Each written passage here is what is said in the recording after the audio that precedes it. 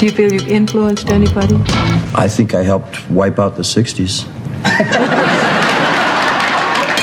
We're going to devote our energies to sports and gardening, all the cultural pursuits as far as they're concerned. In fact, we're going to put the goons to sleep. Meanwhile, we dig.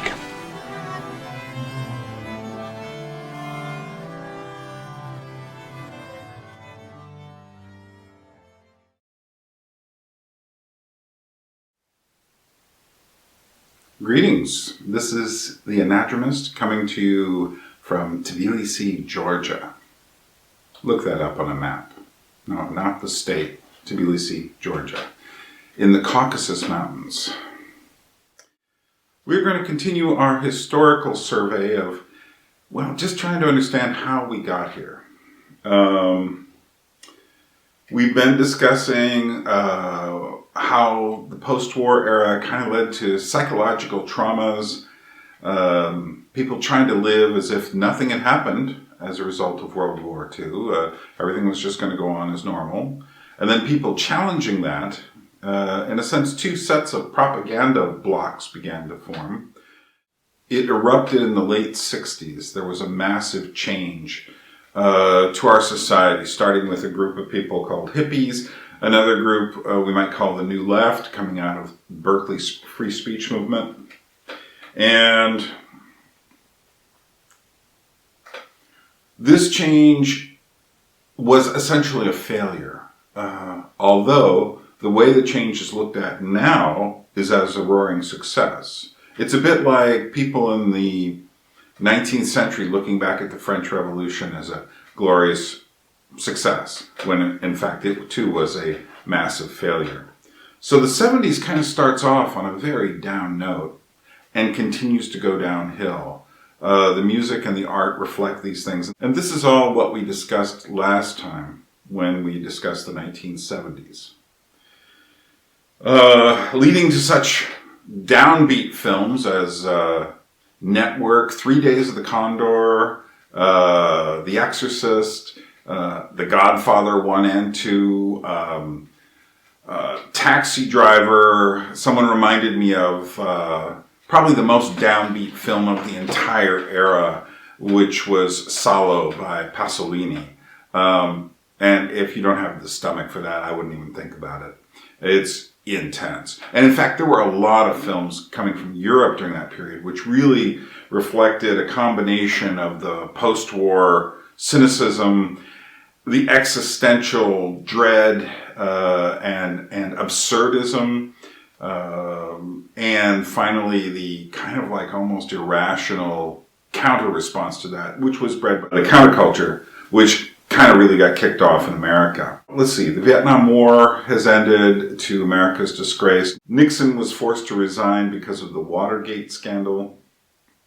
Gas prices were rising.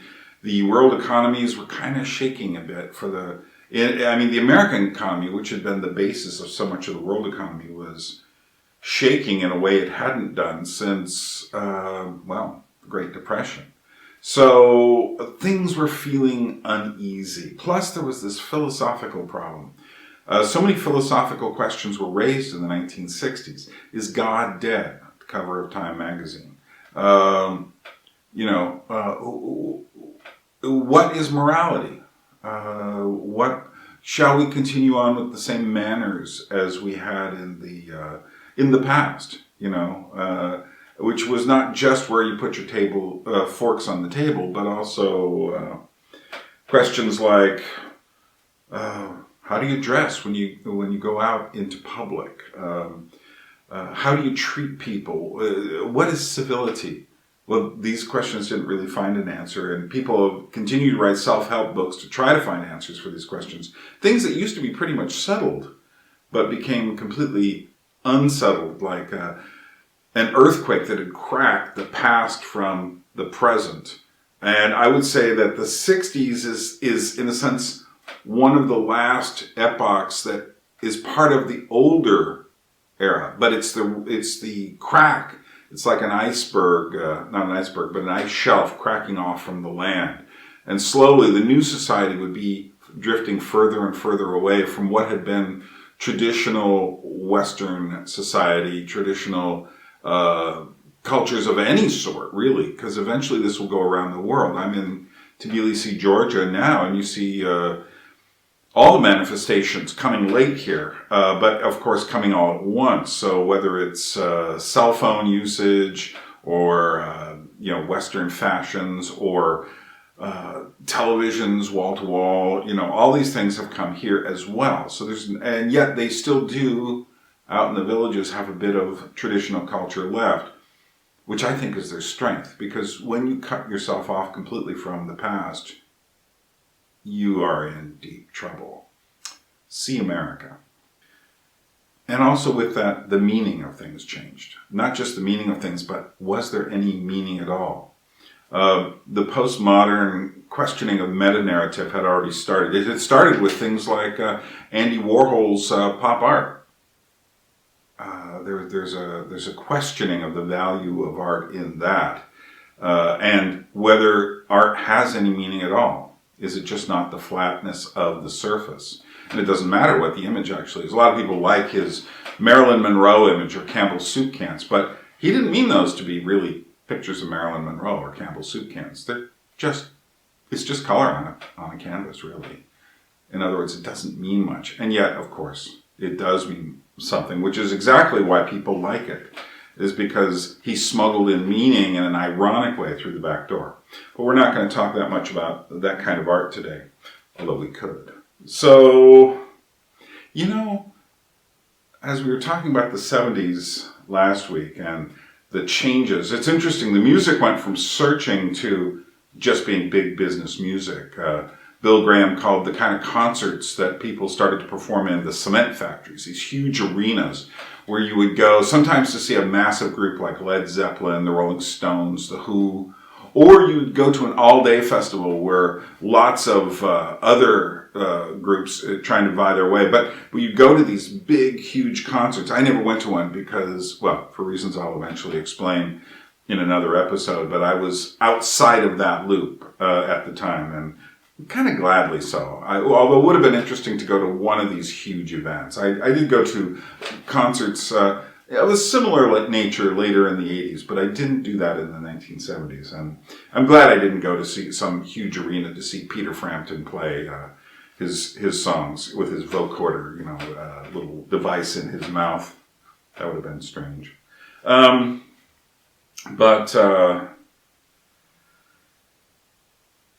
So I saw the movie Rocket Man, the kind of a biopic, really a musical, but a pretty honest musical about Elton John's life. Now I would say pretty honest because at the end, it definitely goes for and everything worked out, and Elton John's life worked out happily ever after because he became more honest and didn't have any more problems, which I can hardly believe, given the nature of the story. But the story is very much a 70s story. A lot of people might look at that and say, wow, those rock musicians had such crazy lives. I mean, you see something similar in the recent Bohemian Rhapsody, Freddie Mercury story. Although I would say that was a little less honest in many ways than the Elton John story. The Elton John story, the only thing I really criticize is the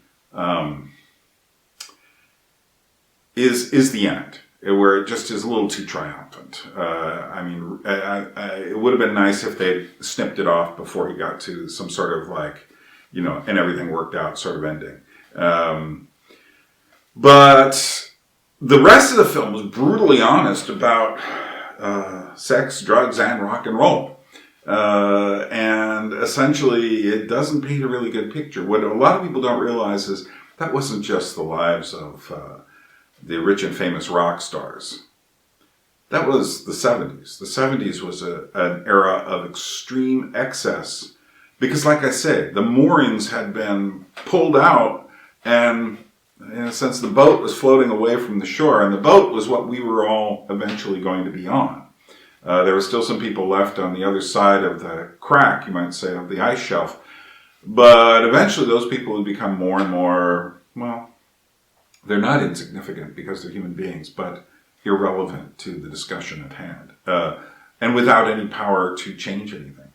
So, but yeah, so Rocket Man was interesting because it really shows the heart of darkness of the 1970s in a very flamboyant musical way. I thought the musical numbers were great, and I'm not going to turn this into a review of the movie, but it was interesting focusing on someone like Elton John. I mean, it's interesting now, the fact that Queen and Elton John are considered the bellwethers of the 1970s.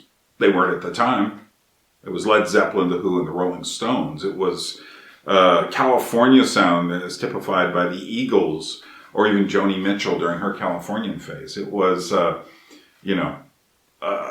funk music. Those were all what people really paid attention to. Elton John was like John Denver, someone in the background who was successful, but you didn't pay him that much attention. Queen a bit more so, but it was like, yes, these people got a lot of press, but were they the mega stars we see them as today? Were they the standard bearers of the 1970s that we see them as today? Not really. Not really.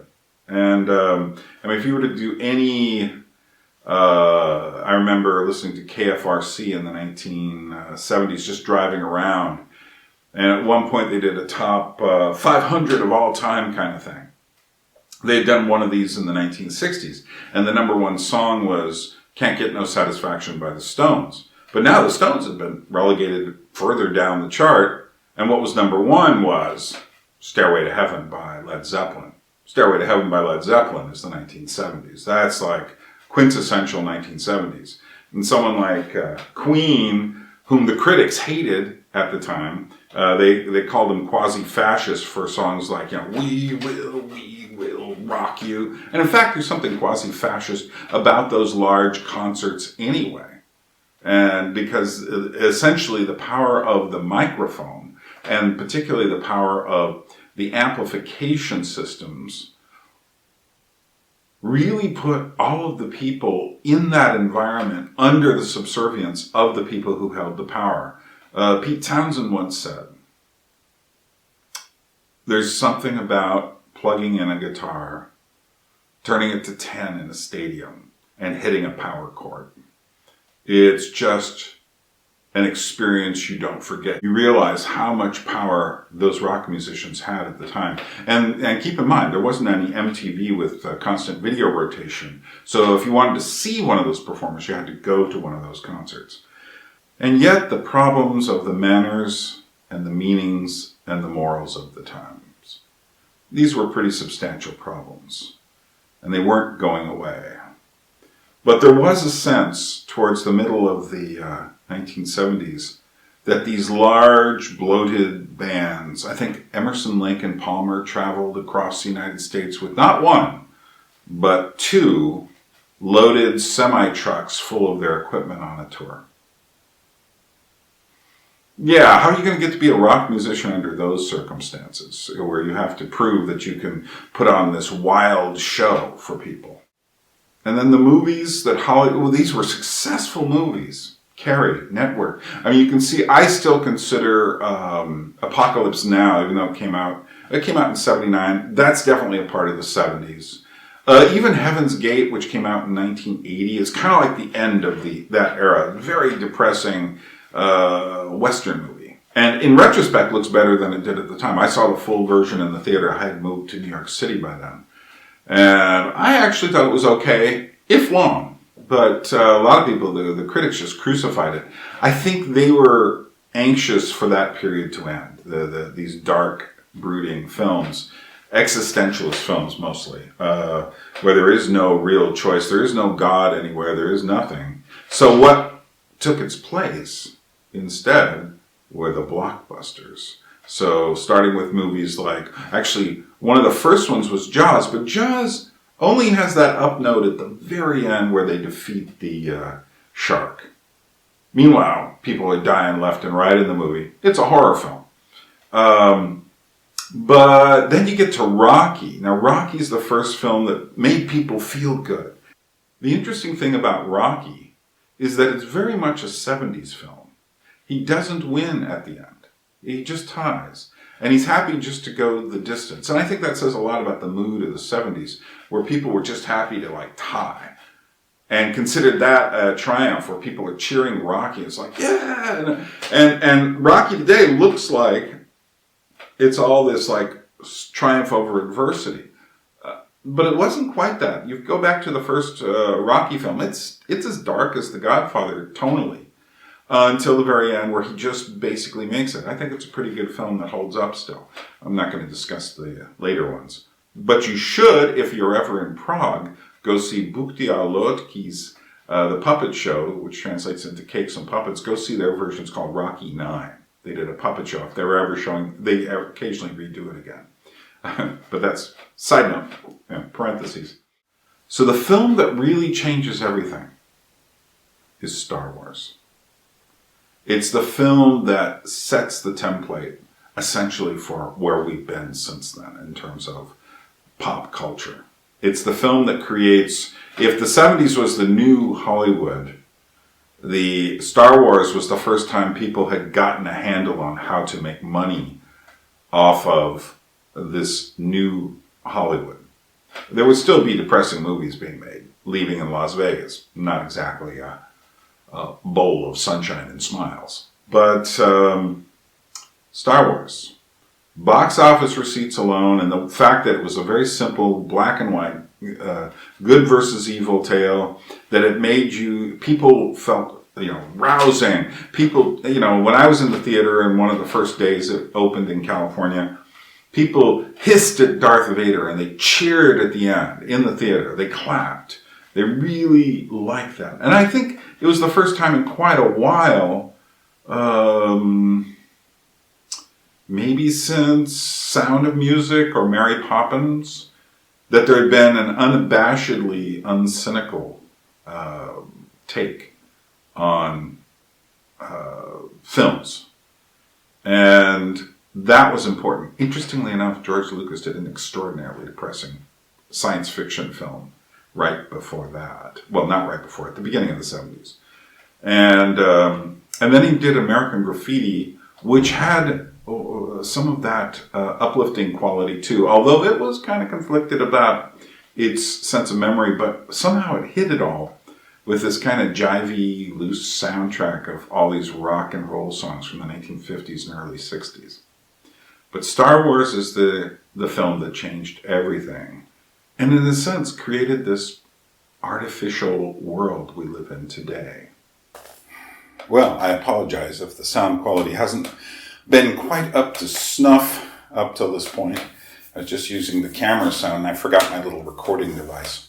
So there we are, break in the flow. But hey, this is reality. You make mistakes, and I'm not going to go repeat myself. Try to say what I just said again, because who knows what I just said. I'm just kind of winging it here. In case you think I've got elaborate notes somewhere, I've got one or two words written down. At some point, I mean, when I do lectures, I give lots of, give myself lots of notes. But with this, I'm kind of testing myself just to see what I can do, just rambling off the top of my head. I've spent like 45 years thinking about these things, so I should have a few ideas by this point. So, I wasn't that big of a Star Wars fan. I saw the film about, maybe 10, 15 times since it first came out. I saw it a couple of times in the theater. Saw it in a really huge theater in London in 1979 on my way back through. I guess they were letting it come out to prepare people for The Empire Strikes Back, which I do think is the superior film. And Return of the Jedi is not the superior film. Return of the Jedi is the beginning of all the rest of the Star Wars problems. As soon as you bring the Ewoks on there, it's like, no, I'm sorry, that's just cute teddy bear stuff. I'm off the program at this stage. But the reason I didn't get so heavily into Star Wars was because I'd already read the works of George MacDonald, whose dark fantasy, Victorian fantasy literature, Lilith, my all-time favorite, Then there's The Princess and Curdie, The Princess and the Goblin, and especially, well, Lilith is my all-time favorite novel. The Golden Key, my all-time favorite short story. It's just absolutely amazing. Maybe I liked his symbolic, really mystical writing, but also his sense of characters was very interesting as well. And I'd read C.S. Lewis's Chronicles of Narnia, The Wind in the Willows, all these children's things. I'd read Moby Dick. I had read Hunchback of Notre Dame, although it's really called Notre Dame de Paris. I had read some other Victor Hugo works. Toilers of the Sea, very interesting novel. The Man Who Laughs. Ooh, I like that one a lot. I had read, quite a bit of classic fiction up at that point. And so Star Wars, it was just like, it just seemed like, it's fluff. And I never thought the names were all that interesting. I never thought the mythology was all that interesting. And yet it's occurred to me ever since then, people have lived for that. Now, I'm not going to talk about why I think they lived for that. I think it has to do with the meaning crisis, though. And once you detach humanity from the meaning of what it means to be a human being, you then open up a freeform universe or alternative universes of your favorite genre of fiction. And that's where we've been ever since. But I'm not going to talk about geekdom and fandoms and all of that stuff now. We'll save that for when we start talking about the 80s or when we eventually get to talking about those things. But,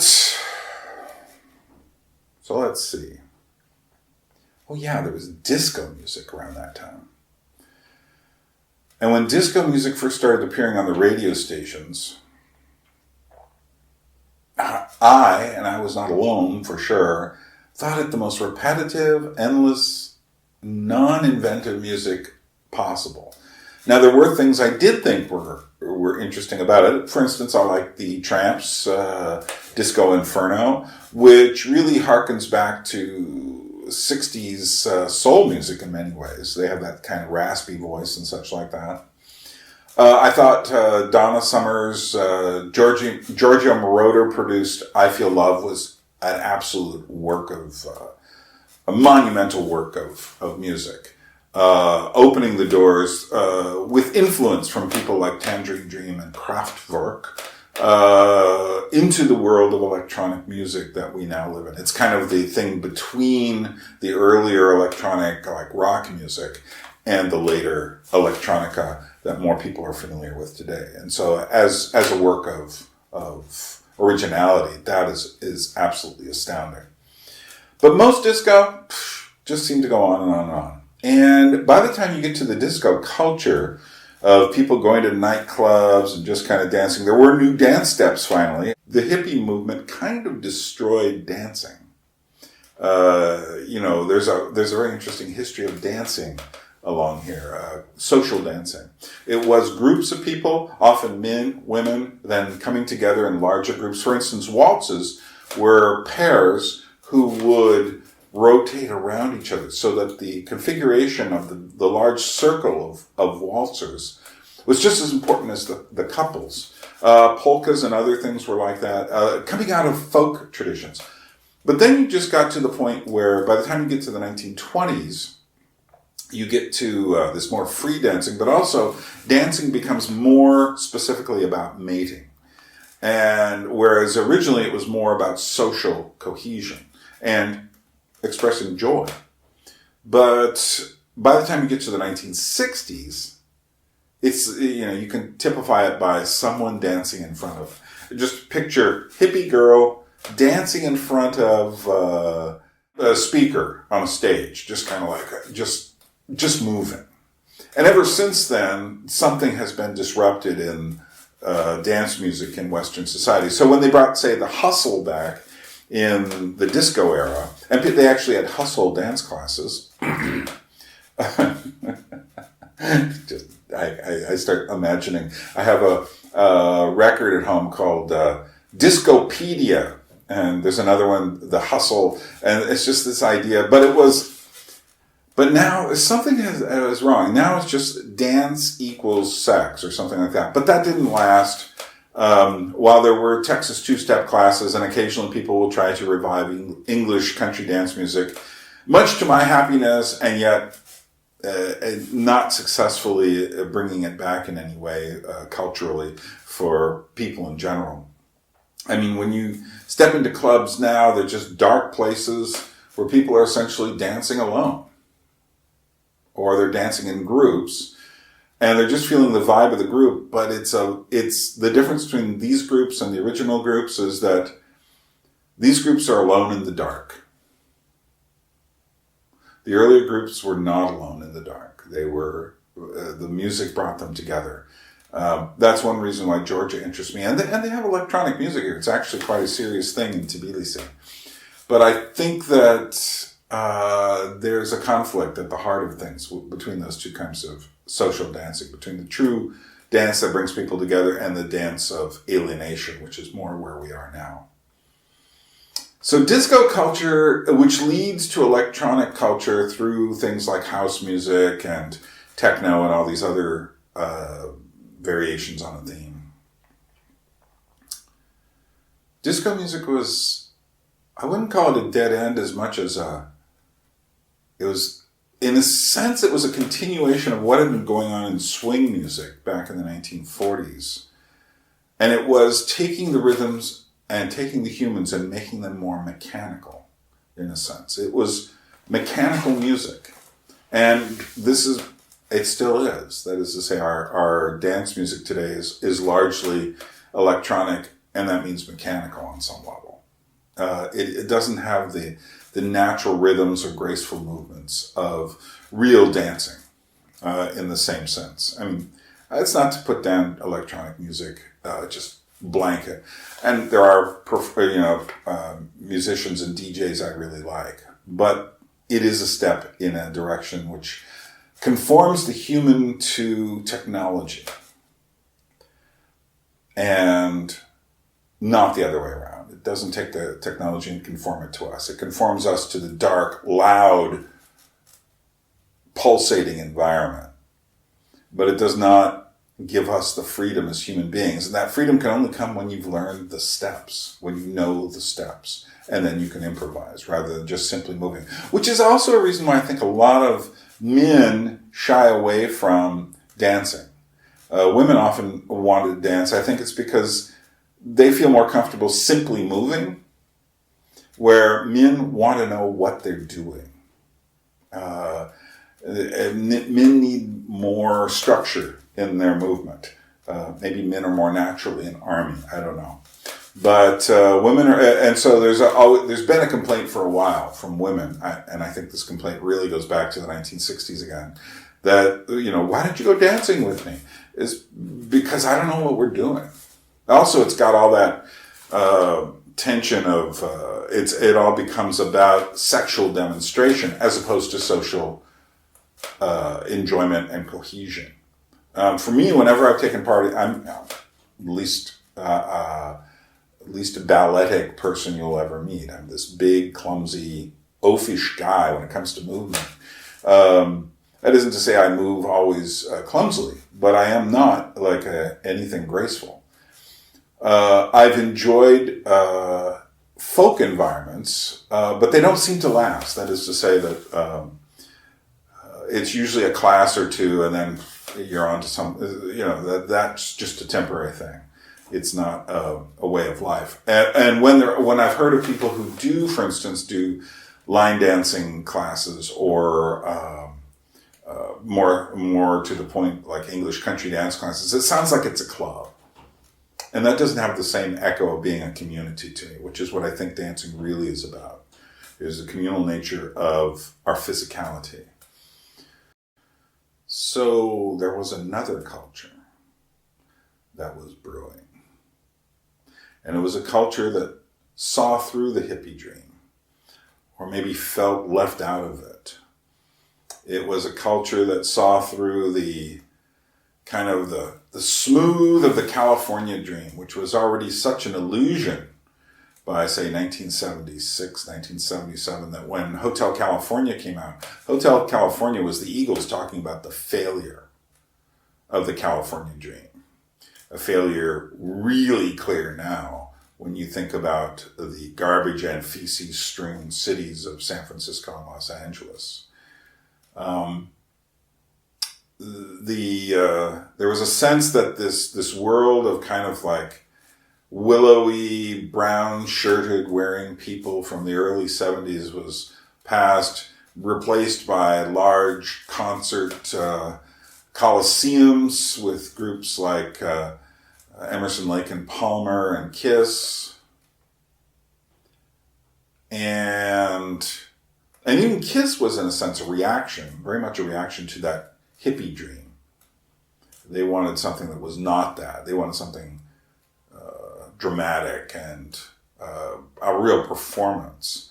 I'm not saying I'm a big Kiss fan at all. They've got a couple of good songs, but it was definitely a reaction, as was glam culture and people like Bowie, and a lot of that was a reaction. And in fact, it was within the glam culture that you started to get the first signs of something really radically different brewing. But it would eventually go in a very different way. Glam, in many ways, continues to be a fashion culture. And what was about to break out was an anti-fashion culture. And you can see the first signs of it in 1974 with something like the Texas Chainsaw Massacre. It's hard now to understand what the Texas Chainsaw Massacre felt like for the people who first saw it. They actually previewed it in San Francisco, of all places, which is really fitting, for an audience without really telling you. They just said there's a preview coming up on the film that you're about to watch. And then the Texas Chainsaw Massacre comes on. And there were people who ran out of the building. Now, just the name, Texas Chainsaw Massacre. Texas Chainsaw Massacre is actually in line with films like the really monumental Night of the Living Dead by George Romero, which really is the first of this particular series of films. Wes Craven's Last House on the Left would also be in this category. There was a B-rated exploitation film, B as in really substandard, not A-list Hollywood quality. But the Texas Chainsaw Massacre comes out of the gate as something else entirely. There are humorous aspects to it, but I've shown this film to younger people in the 21st century. People who thought they were cool, people who thought they understood horror films. And the original Texas Chainsaw Massacre, you can just see them sitting in their chairs, backs against it, because it takes no prisoners. And its target is you. What do I mean? Its target is the young and the cool. Its target is whoever it is that's watching. And just the name, Texas Chainsaw Massacre, is enough to start your brain working. Just that word chainsaw, first time it had been used in any sort of cultural setting outside of a hardware store. Texas Chainsaw, Texas, hot, sweaty, chainsaw, getting to work, massacre, oops. So you already, before you see the film, imagine gallons and gallons of blood being spilled. There aren't. Most of the blood, I think the only time you really see any device, chainsaw, going into any body is when it accidentally falls on Leatherface's own knee or thigh. Outside of that, you don't ever see it. Everything is suggested with good camera editing, and the suggestion is horrifying. But not only that, it's the whole way the film feels. It feels so sweaty, so muggy. It feels so decayed. And then there's the actual set design of bones and feathers and fur and what's interesting is, as I think Robin Wood pointed out in his film comment article. The article that got me, this was about 1978. I had not seen it when it first came out because it was the Texas Chainsaw Massacre. Why would I go see this? I was a Christian living in a Christian commune when it came out. So why would I go see the Texas Chainsaw Massacre? But by the end of the 70s, I was thinking a bit differently. I was still a Christian, but I was taking cultural things more seriously. And Robin Wood's article on the return of the repressed in Film Comment in 1978 really got me thinking, like, maybe I missed something here. I should go watch this. And he points out that the house you expect things to happen in, this old decayed mansion, is not where things happen. It's the nice white picket fence house where all the nightmares are inside. But I was really struck personally and aesthetically by the design of bones, and it was the textures that really got me. And I thought they were great. I thought they were amazing textures. It was a whole new style of art. Later, I would call that American Gothic art. I have a whole series I've written about the various strains of American Gothic art and culture and literature, painting, films, music that I've done on the Anadromous Life site, and that's worth a read. But what makes the Texas Chainsaw Massacre is just the relentlessness of it. Once it starts, and the weirdness of it, starting from the very first scenes of decomposing bodies in a cemetery, kind of piled up, as it is said, as grisly works of art, of which the film is. And I really do mean it's a work of art, and it's grisly. But what's important about the film is it starts off with references to entering like the time of Saturn. We're no longer in the age of Aquarius in this film, when things are, supposedly everything is liberating. It's the age of Aquarius, dude. No, this was the age of Saturn, malevolence, darkness, death. That is where we had entered by the end of the 70s. The age of Saturn, in a sense, metaphorically. And the main characters in the film, I don't know if you can call them protagonists, shall we use a Joe Bob Briggs phrase of human pork chops? Because everyone's going to get, except for one person, the final girl, Marilyn Burns playing the Sally Hardesty character, it's going to be, I mean, it ain't pretty. And, but what it is that they're all kind of young hippies. They're all kind of young, and they are just meat for the slaughter, partly because they're so oblivious in their coolness, which is a lesson I learned. After watching that film, I realized that, nothing comes from being cool. Nothing comes from being like, just this young and ignorant and naive. Nothing comes from that at all. And because you don't see what's coming towards you, you have no imagination about what the world is really like. And the Texas Chainsaw Massacre is based on some real things, particularly the crimes of Ed Gein up in Wisconsin, that Tobe Hooper absolutely knew about from his relatives in Wisconsin. So, Texas Chainsaw Massacre sets up a metaphor for the destruction of that naive, innocent culture of hippies getting stoned and out of their minds.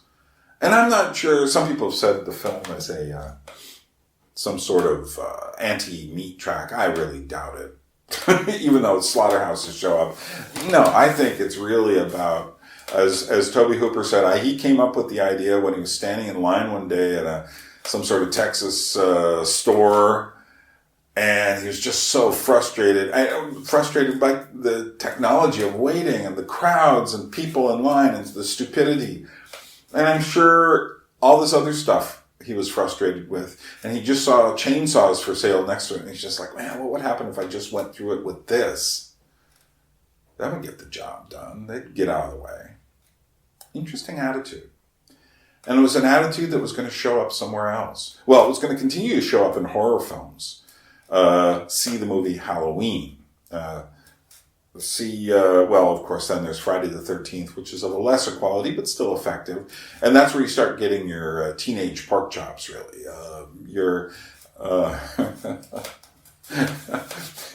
Joe Bob Briggs, in reviewing the first Evil Dead movie, calls them spam in a cabin. I love that. It's just, Joe Bob Briggs is one of my favorite writers of all times. Because he's just like, you know, these... I go look for some of Joe Bob Briggs' horror film reviews. They're really worth spending a little time with, just because they're like the films. They're punk, but they're the Texas variation on punk. I'm talking about the one, the only, the original Evil Dead. Most of you turkeys know by now that I have been waiting 9 years for this night. I wrote letters, I screamed at the jerkolas who had the rights to this movie. I tried to get it for the first annual World Drive-In Movie Festival and Custom Car Rally back in 1982. I called up all the meatpacking plants in Fort Worth thinking they might want to sponsor a screening during Red Meat Week on the Movie Channel. And I fought with the Movie Channel high sheriffs for 4 solid years, and all they ever told me was it's too grisly for cable. Nobody has any respect for the arts in this country anymore. So you're thinking, well, hey, what's the big deal? Just another zombie splatter movie, right? Well, no, there's one difference. There's only one way to kill the zombies. We're talking total dismemberment. Hands, arms, legs, and of course, heads will roll. You thought those were zombies in Night of the Living Dead? Excuse me while I go buy you a copy of Richard Simmons Sings the Frank Stallone Songbook, Wimp City. You think those were zombies in Dawn of the Dead? Wait here just a minute while I go check the showtimes of Flashdance for you. You might want to look around for some leg warmers to wear on your ankles and a t-shirt with Snoopy on the front. Now that Grandma has left the room, let's take a look at the old Evil Dead barf meter. This is the Paint the Room Red Vomit Champion of the 1980s, and as you can see, it's off the scale. You might want to go get a few hefty bags while there's still time. In other words, it's a classic. It follows the Joe Bob Briggs ultimate test of a splatter flick. Anybody can die at any moment. It was the first movie of Sam Raimi, the guy who made Darkman, but this was back when nobody had ever heard of Sam Raimi. We just thought he was a psychopath from Michigan. He checked out some film equipment from Michigan State, got some actors from the university, found an abandoned house in Tennessee, and he did all the amazing special effects in the attic of his house by himself. What a guy. I don't want to tell you anything about the plot, but here at Drive-In Theater, we call it Spam in a Cabin. The teenagers go in, the teenagers do not come out. But it's the way they die that matters. Once you've seen this, the Texas Chainsaw Massacre could be shown on the Disney Channel. One film that really also deserves to be mentioned along this period, which doesn't quite fit into any category, but it also has this new sensibility about it, and that is Eraserhead, the first feature film by David Lynch, which, what was it, made in 1974, 75, 76. It took 3 or 4 years to make it. It took years on the midnight movie circuit for it to finally gain a following. And what it is it's like he took a camera, put it up to his head, and just filmed his nightmares. Because that's what it looks like. A friend of mine, I went and took him to it in about end of 1979. I was playing at a midnight showing in Petaluma, California. And my friend said, well, I'm not going to have any nightmares after that. That film was a nightmare. Exactly. And what's interesting about that nightmare of a film is it has nothing to do with the love and peace generation of the 1960s. And it has everything to do with the decay and the urban despair that David Lynch had met when he was going to art school in Philadelphia. And in a way, that was what the 70s was like, whether it was on 8th Avenue in New York City, or whether it was just the kinds of urban decay that were spreading throughout different parts of the country, where it seems like the money was just running out. All these programs that were supposed to help people were failing people. Jimmy Carter had been elected and just seemed completely ineffectual. The Cold War, which had kind of gotten into a phase of détente, which meant a loosening of tensions, had, shall we say, gotten taut again and tight. And by the end of the 1970s, Cold War was back on in full force, especially after the invasion of Afghanistan by the Russians. So there was a sense there was another place in which these tensions being felt in horror films was about to play itself out in culture, and that was in music, and in two specific places. One was in rap music, and the other is in punk rock. And let me deal with rap music first, briefly. I might talk about it more in another episode later, but essentially, South Bronx was one of those places of real urban decay. Felt like the neighborhood in Eraserhead, just torn down buildings. I mean, Philadelphia, last time I was there in 2009, still felt pretty menacing. And there are new towns in America like Stockton, California, or places in Missouri, St. Louis, just now feel again like these sort of zones, no man's lands, where you really don't want to spend time there. But in the South Bronx, which was doing so badly, having hemorrhaged all of the people who kind of held the communities together, who had a chance to leave, so they left. Oh, good for them. Meanwhile, the poorest of the poor were left behind. I had a friend. Now, the South Bronx had turned into a large black ghetto, but not entirely large. I had a friend who lived in the South Bronx. He was white, kind of a remnant of the older Jewish culture that had been there. And when he was growing up there, he said the back half of his building wasn't there. So he lived in a building that half of it was gone. And that was common. I remember a friend of mine who also was Jewish and grew up in the South Bronx, drove me through kind of a tour of the South Bronx neighborhoods with a friend and just gave us this tour. And we had to be very careful if we stopped too long with the car he had borrowed at an intersection, because people would start rushing up to us. And fortunately, my friend was from the South Bronx, so he was the kind of guy who really could not be intimidated, But it was a wasteland in the 1970s, and landlords were burning buildings down to get the collect on the insurance money. So it was in this urban wasteland that rap music was born. It was started with, some equipment stolen from as we say in New York, it fell off a truck. Some equipment, shall we say, fell off a truck and then was used for house parties and street parties. And it was in this environment where we had a couple extra turntables and amplifiers that the idea of taking the B-sides, the instrumental B-sides of certain funk and soul records and whatnot became an important thing. And it was actually started by people. There were people who had Jamaican connections because they were doing this kind of thing in Jamaica. It's the way that poor people can make music out of other people's music. So in Jamaican, it was called toasting, and where you rap over lyrics, and it became rap music. By the end of in 1979, you had the first huge rap hit, which was the Sugar Hill Gang's Rapper's Delight. And then you had other, Curtis Blow's The Breaks. Eventually, by the early 1980s, you had Grandmaster Flash and the Furious Five's The Message, which is the first song that's like, maybe I'll play. Let me give you just a quick sample of the lyrics from The Message, and you'll get an idea of how dark it was.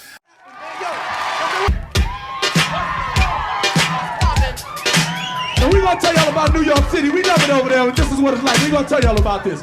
We got broken glass everywhere. People pissing on the stairs, they just don't care. I can't take the smell, can't take the noise. Got no money to move out, I guess I got no choice. Rats in the front room, roaches in the back. Junkies in the alley with the baseball bat. I tried to get away, but I couldn't get far, cause a man with a torch repossessed my car. Don't push me, cause I'm close to the edge, and I'm trying not to lose my head. it makes me wonder how I keep them going up. And when I arrived in New York City in the end of 1980, and New York was still in that 70s zone and would remain so for a while, certainly till the middle of the 80s, this kind of like fallout zone. But what was interesting about rap music, it was a hip-hop culture. So there were different aspects. There was graffiti and tagging, which involved essentially people. This is where the whole thing of putting your name as a tag came on. Interestingly enough, a lot of the script for tagging was developed by a guy having nothing to do with that culture named Vaughn Baudet, whose work appeared in some alternative comic magazines that somehow made their way into South Bronx culture. And they loved the kind of balloony script that Vaughn Baudet had created. And so that became the central emphasis of the graffiti culture. I mean, there were other people who kind of leached on it, I would say, like Keith Haring. I never considered that the real thing. And that was the kind of thing that became popular in the art world. But today, I mean, it's funny how this culture has gone all over the world, and it still has this sense of, we don't care about your culture. I just want to see my name on a train going by. I just want to see my name on a wall, which to me is not the best thing. Although there are buildings, I think, that scream to be defaced. But the problem is, as I've seen it, even here in Tbilisi, Georgia, recently there was a kid who put his tag, I shall not even mention his name because he deserves no attention whatsoever, on a really beautiful building down here. Well, that's a disgrace. If you're going to put a tag on something, make it some ugly modern building, please. Some brutalist piece of architecture. Something we don't want to look at anymore. Change it. Yeah, that's my advice to you, graffiti artists. And, legitimacy, legality, that's up to you to deal with. But the other aspects were, of course, rapping, which was an art form all itself. And I thought it was interesting. Not the first time that people had been rapping. There had been, Convoy, the country song from the 1970s, trucker country song. That was rap music in a sense, country rap. But the rhythms were not at all the same. And there were a lot of country songs that were talking country songs, where you talk over things. There was also in the Black American community, there were things like, well, I've got this comedy record from the 1970s. They call these party records. Kind of off-color comedy by Jimmy Lynch, where he's talking about, shall we say, a man and a gorilla in a certain way. And what happens is he's talking with the rhythm of the music. So the music is this slow funk thing. And he's talking his comedy routine over it. Now, this is well before rap music. But you can go back to Chain Gang music in the 1930s and certainly before that, but our first recordings are from the late 30s. And you hear people talking over the rhythm, talk, chant, sing. So, the idea of rapping or talking over music is not new. What was new was taking these old records. So you then have another art of DJing or turntablist who then mixes these things, and they used to call it the Wheels of Steel. There's a great Grandmaster Flash piece called Grandmaster Flash on the Wheels of Steel. You should go look for that and listen to that. That's a really good idea. Then there was also popping and locking, breakdancing. And breakdancing itself was very interesting because as a form, it's one of the first forms to kind of say we're beyond we are beyond that old thing of dancing together. It's almost like dancing for the new era, and the new era now is a group of people having a contest with each other. It's like, say, some Russian dancing in a way, where people would say, now it's your turn. In Georgia, it's like that as well. And so in a sense, it's kind of like, my sense is it's not necessarily return to folk culture, as it's a new culture, a new recombinant culture, where you're recombining things. It no longer, originally this was about the South Bronx, but eventually rap music and breakdancing and the rest of it would spread throughout the world. And that's a fascinating thing all by itself. And of course, among the rappers and b-boys and b-girls and whatnot, there was a great respect for horror films. I remember talking to a guy back in New York City, worked at a bank, smooth black guy, used to come into this record store I worked at. And we had a great talk. We were both Christians and such. As soon as I mentioned Texas Chainsaw Massacre, he was like totally on that and had no problem with it. He understood it. That is to say there was something that connected. So I feel like some kind of aesthetics, and you can see this in later rap music, particularly with groups like Cypress Hill, pay a lot of tribute to kind of a horror aesthetic, particularly in their Temple of Boom album, which really feels like a horror movie soundtrack. But that's getting ahead of ourselves. Rap music, though, it's the music of a decayed world. And it's the music of people who have no other means of making music, who don't play instruments because instruments cost money, and because they've long since passed out of a culture that has instruments. They live in poverty, which is one reason I think that rap music is translated around the world to so many people, because they see that there's something in it that they can do, and it doesn't require a lot of money to do that. And so you can do that in India or China or Japan. You can do it in New Zealand among the Maoris, or you can do it in South America, or you can do it in France, or you can do it in Germany, or you can do it anywhere. And so it's a style that has really gone around the world to become, rather than a new geographic folk style, it's become a new tribal style. And that's really important to where we are and how we got here. But then there's punk rock. Let's discuss punk rock, shall we?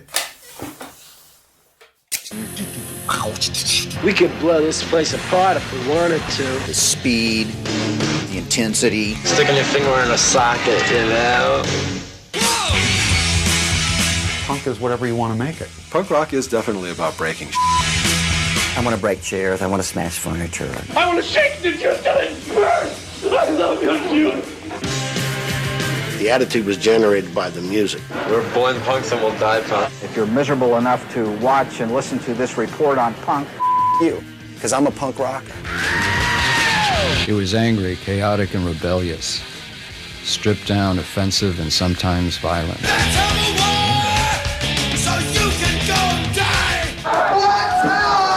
It was an anti-movement. It's kind of an instinctual reaction to the things that oppress you. A rock revolution begun the old-fashioned way. With blood, spit, guts, and loud, fast songs on guitars some could barely play. How much did you guys rehearse for this show? Nothing at all. We haven't played in a month. Punk started as an attack on the soft and sensitive hippie culture. All those hippies. Only people you could rely on were your other punk friends, and everyone else could just And it turned into an all-out audio assault on overproduced corporate rock of the 70s. First of all, was punk rock even important? I say that because at the time, there were people I met who didn't think it was important at all. But they didn't really know what it was, for one thing. And there were a lot of misconceptions. By this time, the media had already kind of smeared the word hippie around, so no one knew what that meant anymore. And punks would follow suit as something that's just these angry kids in England kind of thing. So, yeah, I remember talking, in 1980, I did a lecture. It was one of my first lectures. And the subject was the relationship between horror films, punk rock, and fashion. Yeah, I did that in 1980. Wow, a long time ago. And I'm surprised I put all those things together way back then.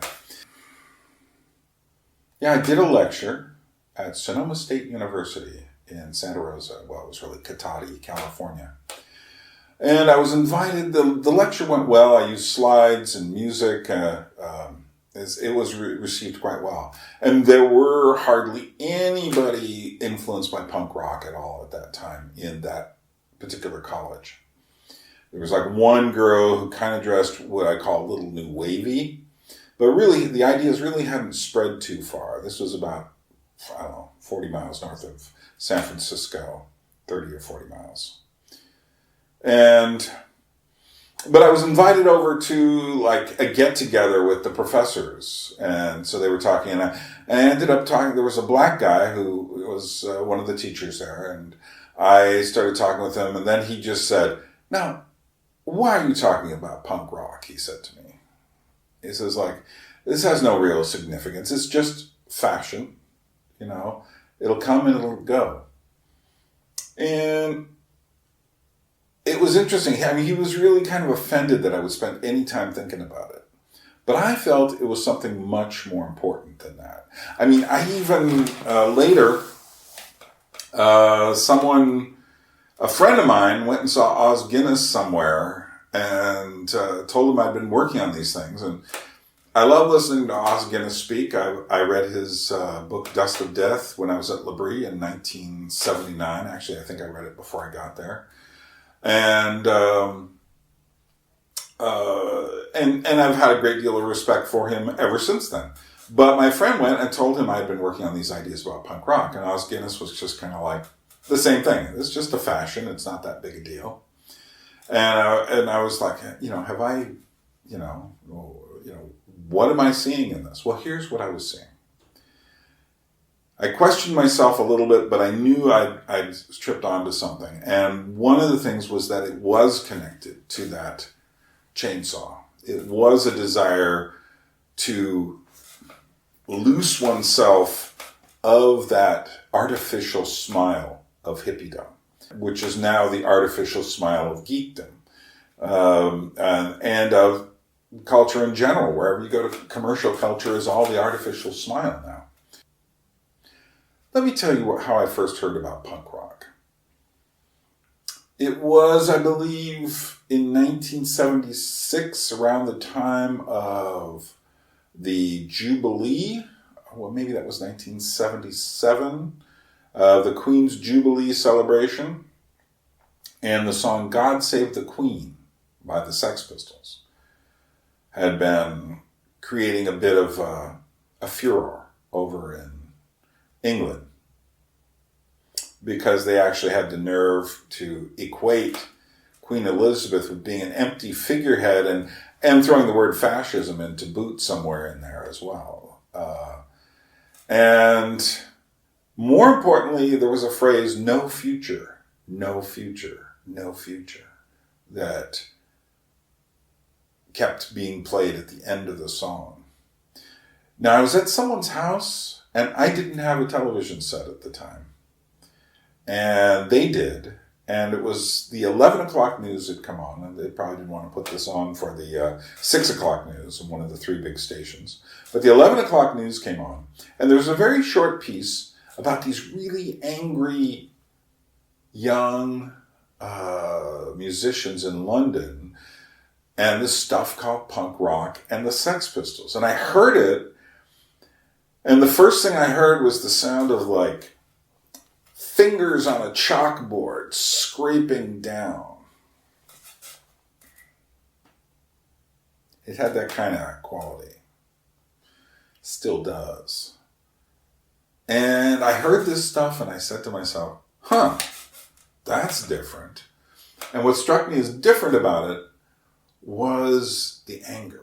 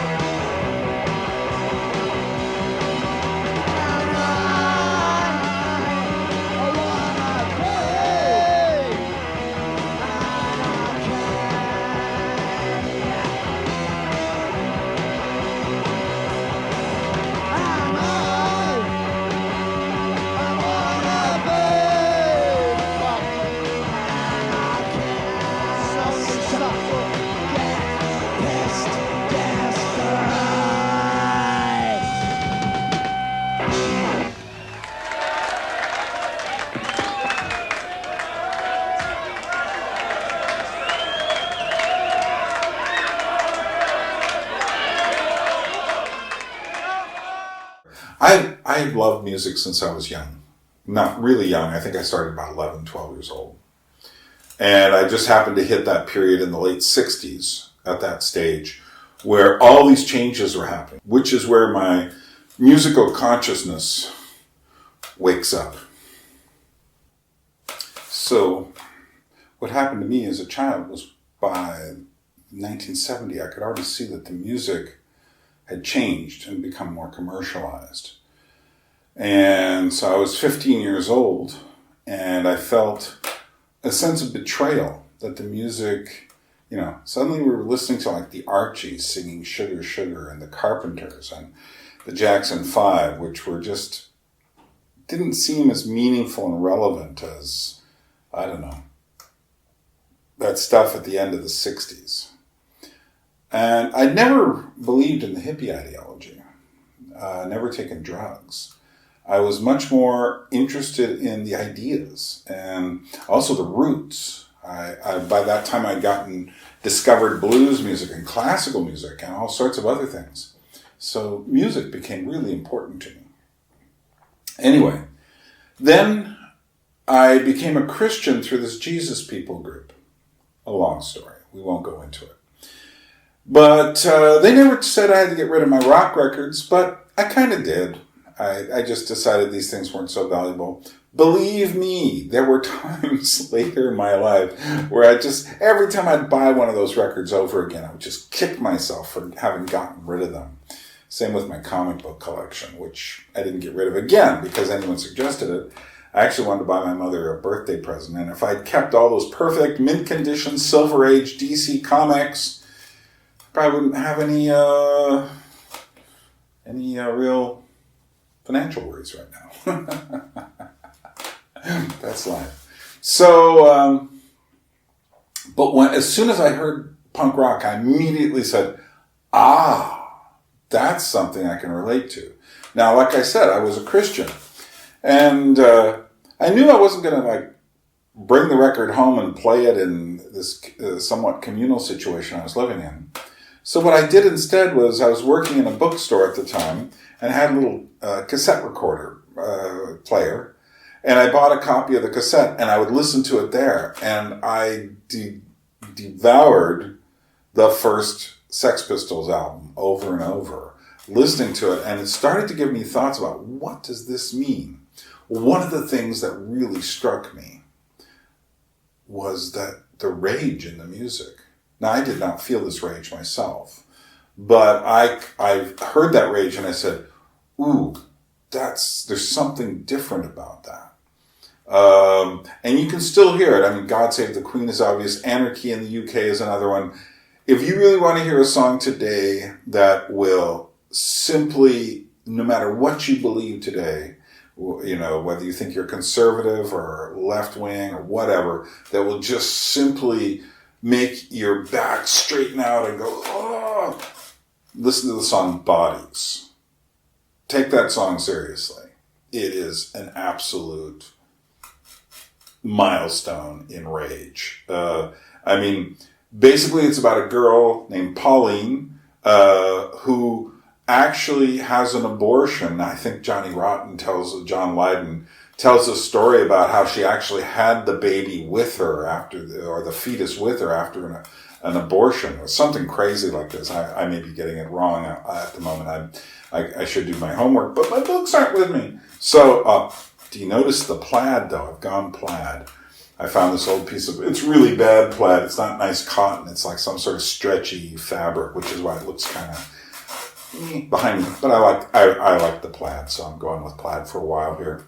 And I'm in color. I just decided to do that. I guess I look a little less pasty because I've been out in the sunshine. So, anyway, it's about a girl who has an abortion. And, it's brutal. The first line is, she's saying to the baby, Bodies, I'm not an animal. Which is like, what is that? It's like the mother saying, just because I had an abortion, I'm sorry, but I'm not an animal. Okay. The next chorus is, the father who is just, I can't even repeat the lines. They're just so scabrous. And Johnny Rotten literally is going animalistic. And he's screaming to the bodies. You can almost see this pile of dead baby bodies. And he's screaming to the bodies, "Bodies, I'm not an animal." And the last thing you hear in the song is the baby, like on this pile, you might say, screaming, "Mommy, I'm not an animal." It's just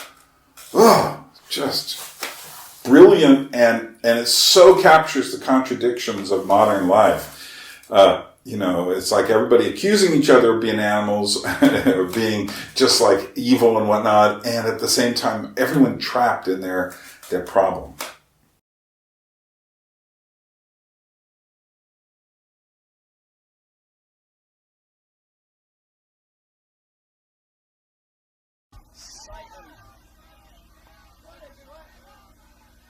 Song's called Bodies.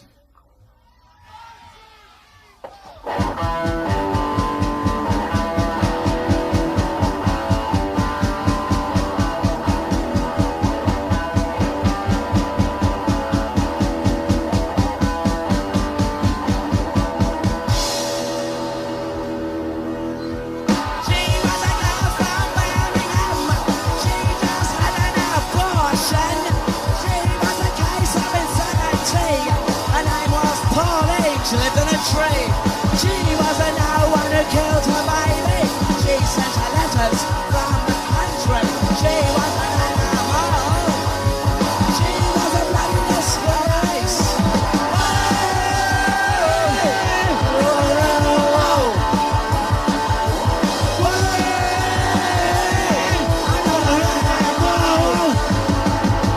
Dragged on a table in a factory. Illegitimate place to be. Die, little baby, in the lavatory. Die, little baby, screaming.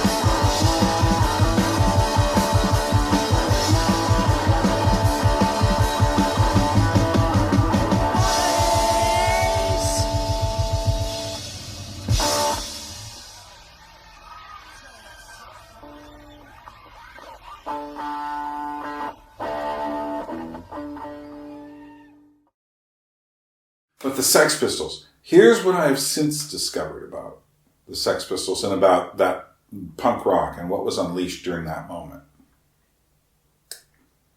It's the first time in history that rage ever shows up in music like that. That just incoherent, bellow, scream of rage. It does not show into the music. There's a slight prehistory.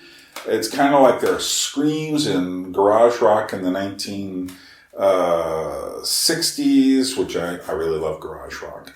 There is the Iggy Pop moment, and he's the one who kind of starts to inject that rage. Iggy really doesn't like the hippies and has made a point of that many times. He just considers them completely phony, not living in the real world. Not that Iggy didn't do drugs, and not that Iggy wasn't totally sex, drugs, and rock and roll himself. So there you are. The contradictions continue.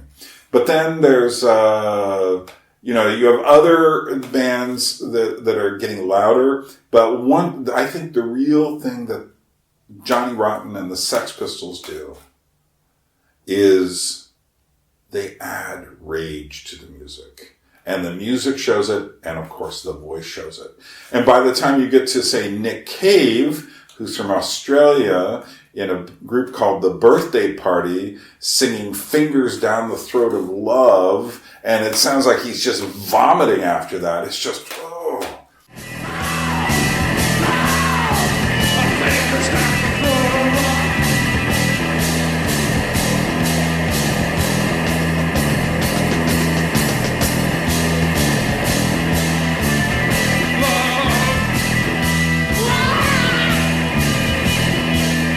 But that rage is really important.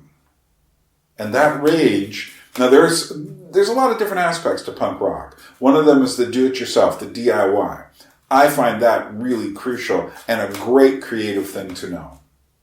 That you don't have to sit around trying to go through the official means of doing something, which in America at the time was to try to get a hit record through one of the big record companies. But today it might be, trying to get funding from, some sort of grant or even crowdfunding. That there's always another way to do it. You can always invent things. I mean, that's what the Texas Chainsaw Massacre showed me too. You didn't need a great set design in terms of classic backgrounds and costumes to make a real serious statement about art through like bones and feathers and fur and wood and such. That didn't cost much money. It's just, but what an artistic statement. Likewise, the Sex Pistols, they just get out there and do it. Now, there's a whole history to the Sex Pistols and a whole history of punk rock, and I know all about it. It goes back, you can go back and back and back on punk rock. Obviously back to the 1960s with Iggy and what was happening in Detroit. Obviously, you can go back into garage rock. You can go back to the 1950s, certain forms of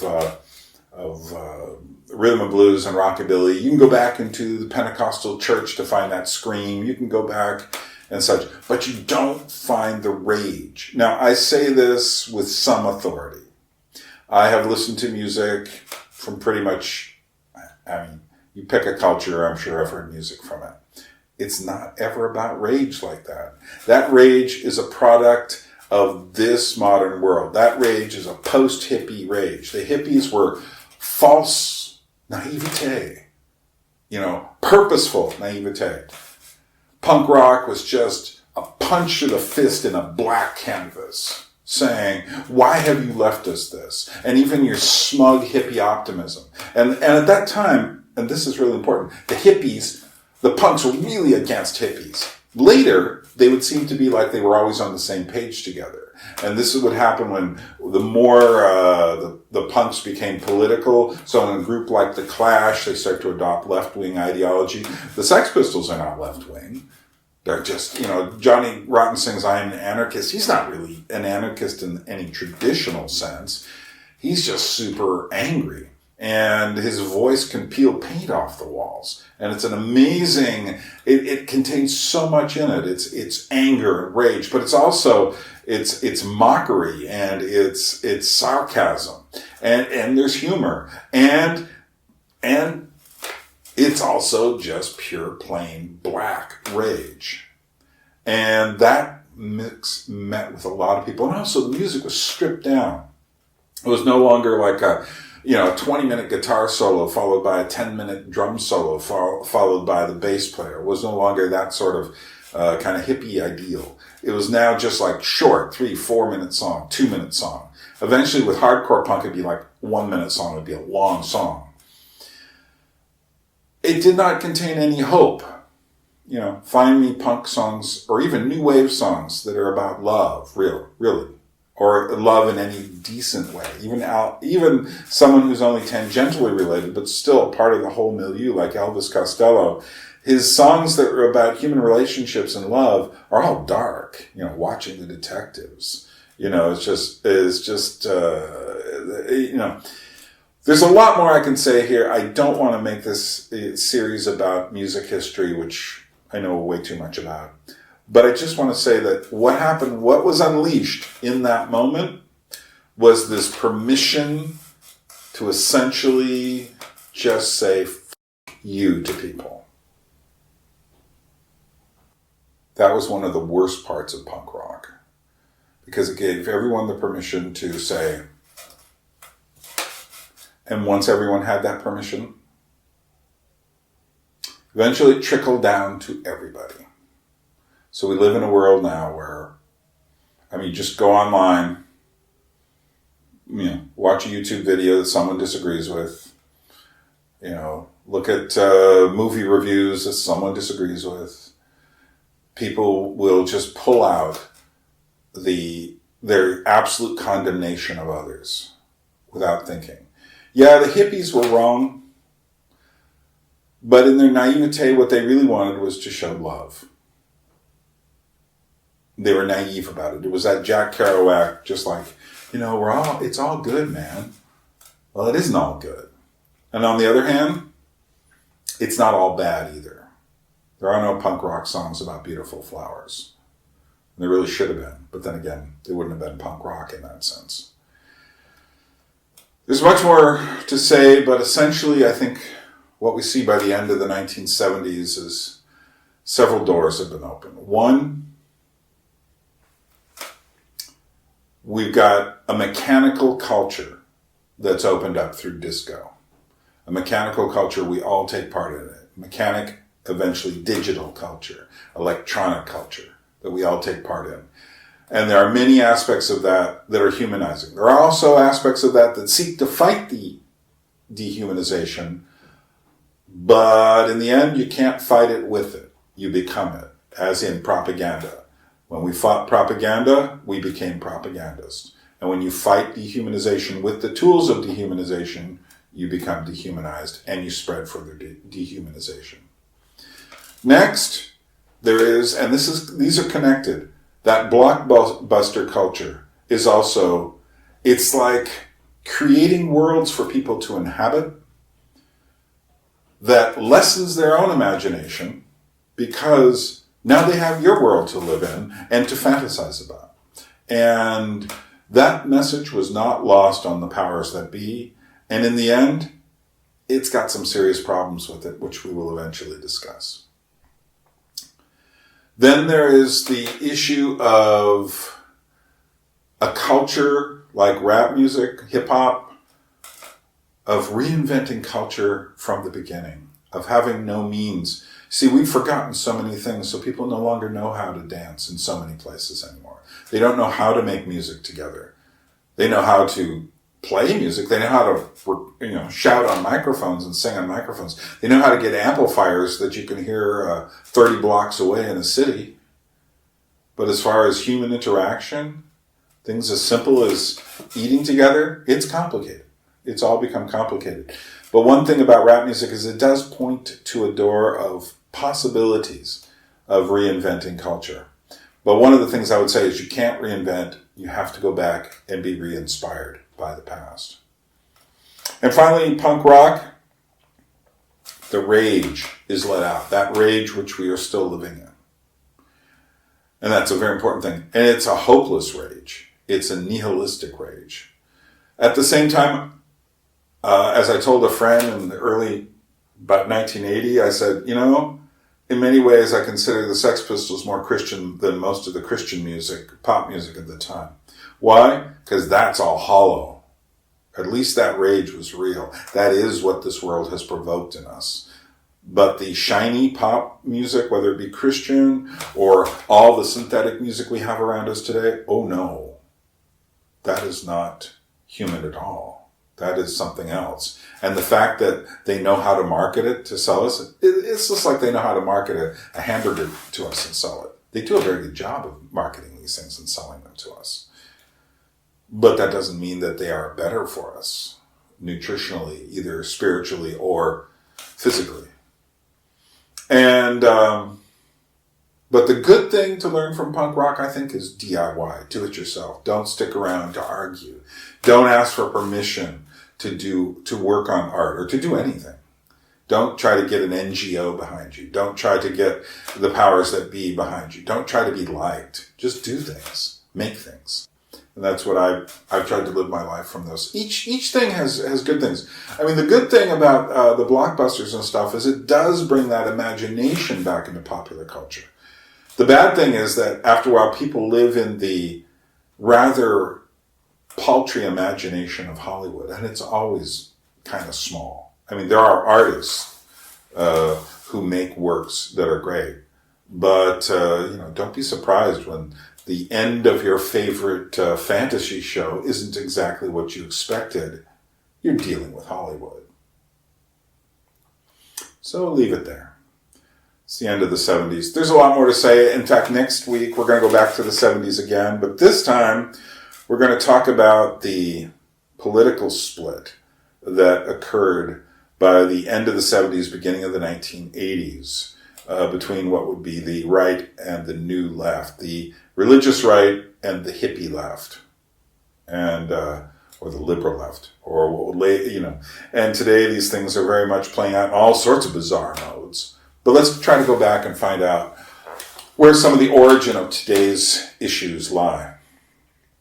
We'll do that next time I do a historical thing. I might do something else before then.